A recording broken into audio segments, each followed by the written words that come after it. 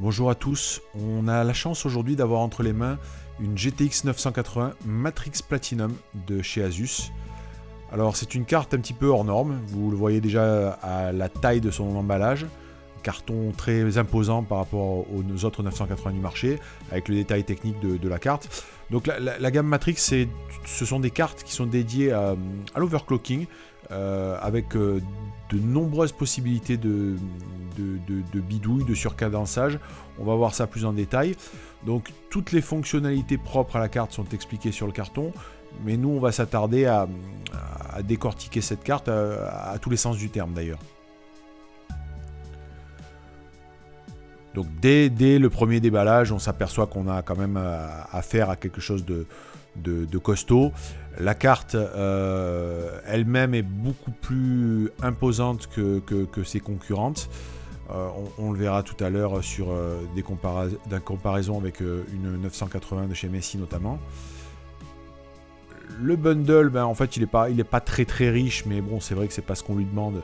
On a les cordons d'alimentation, une petite pochette qu'on va regarder tout de suite, mais c'est très simple, hein, c'est driver, les utilitaires maison Asus qui sont pas inutiles, notamment pour avoir accès à certaines fonctionnalités d'overclocking. Et puis bon, une petite notice de montage, mais quand on achète une carte comme ça, généralement on n'a pas trop de problèmes pour le montage. Donc on va en venir à cette Matrix Platinum, donc imposante, on le dit, on le répète, un superbe carénage. On voit tout de suite un énorme heat pipe qui sort sur le dessus et 4 autres sur le dessous. Au niveau connectique, là c'est assez complet. On a 3 DisplayPort, un HDMI et un DVI. L'arrière de la carte reçoit un renfort métallique avec le logo Matrix dessus. Voilà, on voit un système de double ventilation assez particulier. On en reparlera tout à l'heure. Bon, c'est évidemment le système DirectQ 2, mais il y a quelques petites particularités. Donc vous voyez l'énorme heat pipe, le système d'alimentation classique sur des cartes de ce gabarit-là. Donc ici un afficheur, on y reviendra aussi, mais il indique tout simplement par variation de couleur la charge que subit la carte graphique. Là, un autre collecteur d'alimentation qui sert à éviter les call bugs. Bon, pareil, on va y revenir sur le blog. Et ici, un bouton Safe Mode qui tout simplement permet de restaurer le BIOS sans des valeurs d'usine quand on fait l'overclocking. L'autre particularité, c'est cette partie-là, avec des petites fonctionnalités. Et là, on rentre dans l'overclocking un petit peu plus extrême, puisque là, il va falloir vraiment tâter du fer à souder et du gros bricolage.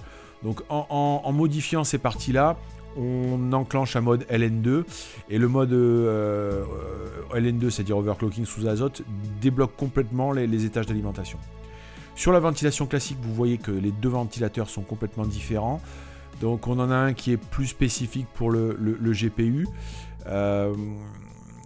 Bon, c'est deux ventilateurs qui tournent en permanence, hein. C'est pas comme le système que l'on avait pu voir sur la Strix notamment. On va décarrosser la carte pour voir qu'est-ce qu'elle a de spécifique. Parce que justement, quand on achète une carte comme ça, c'est parce qu'elle a quelque chose de spécifique.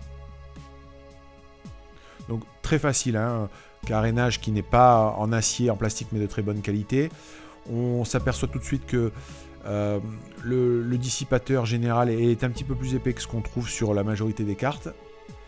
Et quand on démonte, hein, donc démontage très simple, hein, 4 vis, vous avez mis la carte à nu. Et donc vous pouvez passer à du refroidissement par eau, évidemment, si vous voulez aller chercher des performances. Donc voilà. Donc on s'aperçoit bien qu'il y a 5 heat pipes. Ici on voit toute la partie PCB, donc c'est effectivement un PCB custom. La partie PCB qui permet, et les étages d'alimentation. Donc c'est vraiment ici que le plus gros du travail a été fait par Asus. Vous voyez les condensateurs japonais, les étages d'alimentation, les dissipateurs, etc. C'est tout ça qui permet justement d'aller taquiner des fréquences assez importantes. Les petits plots disponibles, là c'est pour tout ce qui est overclocking extrême. Pareil, je vous invite à aller voir dans le blog. Moi j'ai fait des tests avec 3 cartes, donc vous avez vu une Titan Z et une GTX 980 Gaming 4G de MSI. Vous voyez que la Asus est pas ridicule par rapport à la Titan Z. Donc ma base de test, hein, pareil, je vous invite à aller voir sur le site ce qu'elle est. Vous voyez l'afficheur en fonction, donc quand il est vert, la carte est très peu sollicitée, et quand on commence un petit peu à la solliciter, quand elle rentre en charge, vous voyez, il change de couleur, il va passer du vert au orange, et puis évidemment, il va aller de plus en plus vers le rouge quand on le sollicite un petit peu plus. Donc une excellente surprise cette carte, parce qu'elle permet par son petit logiciel de monter très rapidement en fréquence jusqu'à 1005. C'est une carte à 649 €, donc qui est plutôt bien placée pour des performances quand même assez impressionnantes. Le bidouilleur du dimanche arrivera à vitaminer un petit peu cette carte avec une grande facilité. Quant à l'overclocker, alors là ça sera vraiment le paradis. Donc franchement... très bon positionnement, c'est un produit que je recommande, je suis même étonné de son prix compte tenu de toutes ses qualités.